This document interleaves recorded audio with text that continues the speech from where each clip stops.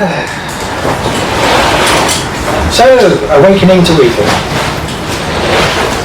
How appropriate that today is Holocaust Memorial Sunday, the day when we remember the end of the atrocities being carried out against European Jews in World War II. And this was quite shocking to me, but recent surveys have shown that a high percentage of people in the world have little or no knowledge of the Holocaust, particularly young people. So perhaps this is exactly the right time to be looking at this difficult subject. I, like many others, thought the Holocaust was just during the war. In fact, just kind of 1941 to 1945. And officially, those are kind of the dates they give. However, the starting point for it, the real beginning, was much earlier. As early as 1933, after Hitler became Chancellor, things were put in motion to isolate what they called the undesirables.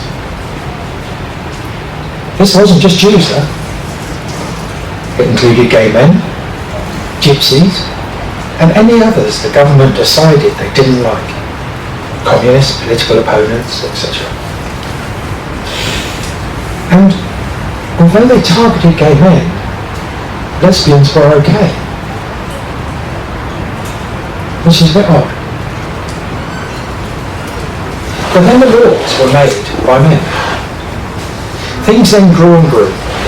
New laws to further isolate people, control them, chip away at their rights, came in, and an atmosphere of hatred was slowly, very slowly, born. A hostile atmosphere used to give despotic powers to the government of the day.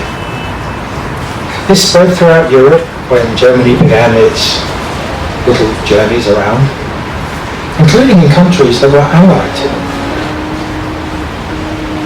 In all, nearly 6 million European Jews were killed. Some estimates put the total death toll, including Polish people, Russian POWs and civilians, as well as religious people, gay men and others, at closer to 11 million throughout the period. I mean, 11 million. I can't get my head around the whole scale of it. 11 million people. But how could such a thing happen?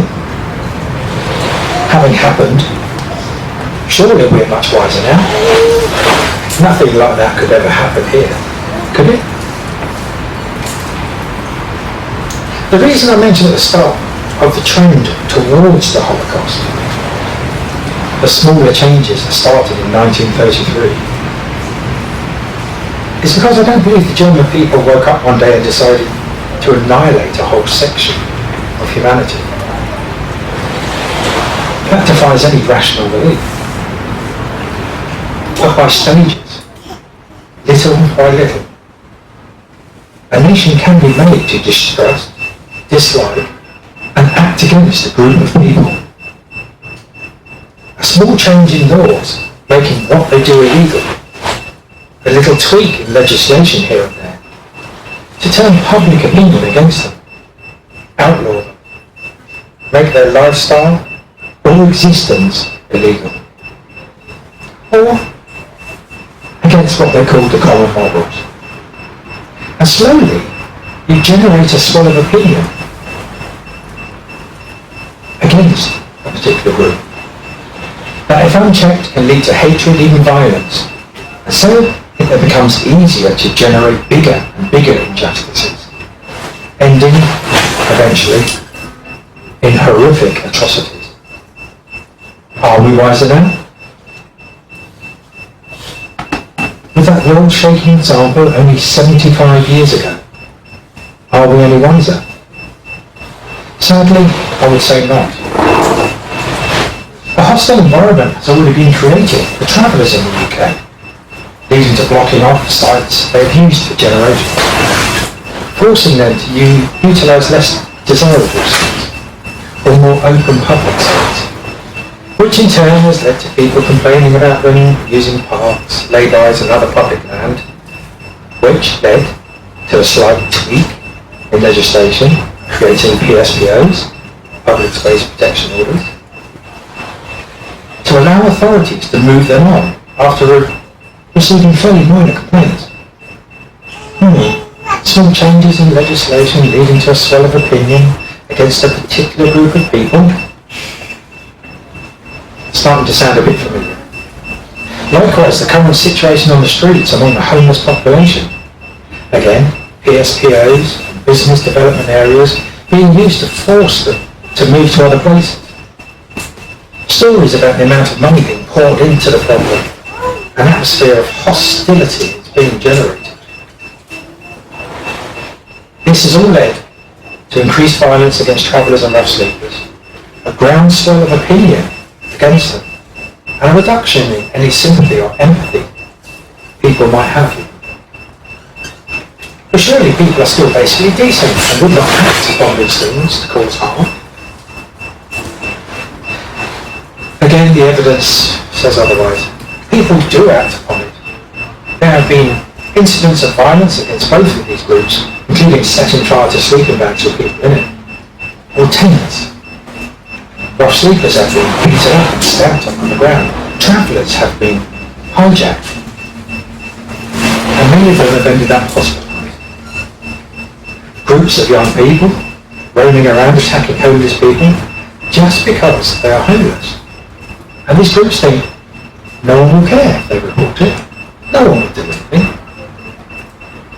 That is how easily a community's morals and ethics can be eroded away to the point of violence. Whatever you believe about evil, whether it's a separate, unique force, or whether you believe it's just the dark side of each and every one of us, I hope we can agree that what happened to those people during the reign of Hitler was about as evil as any of us will ever witness. But as today is about awakening to evil, perhaps these similarities should be a warning to us all. That evils such as the Holocaust are not as far from us as we might think. They aren't just things that happen to others, in other places, other countries, in other times. They are a very real possibility in the here and now. Unless we are very careful, unless we resist any erosion of people's rights, I mean all people, unless we actively oppose this feeling that it's okay to attack those who are different, unless we live into the message of Christ and make it manifest, then we too could all too easily spark something that cannot be stopped, something that will take on a momentum of its own, that in years to come will be seen as heinous or atrocious. We are already seeing increased violence against marginal groups, an increase in behaviours that not so long ago we would have called unacceptable, shocking, disgraceful. But now it's become almost commonplace. Hardly worthy of note, we have become so blasé about acts of violence that unless it is something truly horrific or directed at people like us, it doesn't seem to impact. More than ever before, the world needs to learn from history, to look back and take on board those lessons. Otherwise, it is doomed to repeat those mistakes again and again. I believe we are at a tipping point, where there is a chance to have a positive or negative impact on the national behaviour, to stop the slide towards violence, the stripping of rights, the attacks on anyone we see as undesirable, or to actually speed it up, to increase the violence. After all, today more than any other time as we remember the Holocaust, surely we should be pledging ourselves to ensuring that something like that can never happen here, or in fact, anywhere again. It seems to me that sharing Christ's message that God loves everyone equally and living into that message is a good start.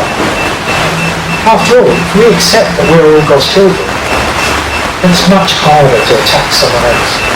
After all, that makes them our siblings. Now more than ever, faith is needed, desperately needed, to help people make sense of this muddled and sacred world. to help people deal with fear and uncertainty without resorting to violence, to help people see the inherent good in others, the things we have in common, instead of looking at the differences and using them to dismiss the other or demonize them. Jesus gave his life so that we might fully grasp the importance of his message and the true global-spanning impact of his life. As followers of Christ, surely we can give up our apathy, our disinterest, our numbness to violence, and step up, just to say enough is enough. I, for one, want to live in a world where differences are respected, where diversity is celebrated and embraced, and where the other is treated as family. That world begins here and now, with a discussion or a decision. A decision whether to challenge the rise of hatred, to share God's love for all, freely, or to sit down, keep our heads down, and just hope that one day we don't become the other. To be honest, I'm not much of one for just sitting around, so my decision is made. Is yours?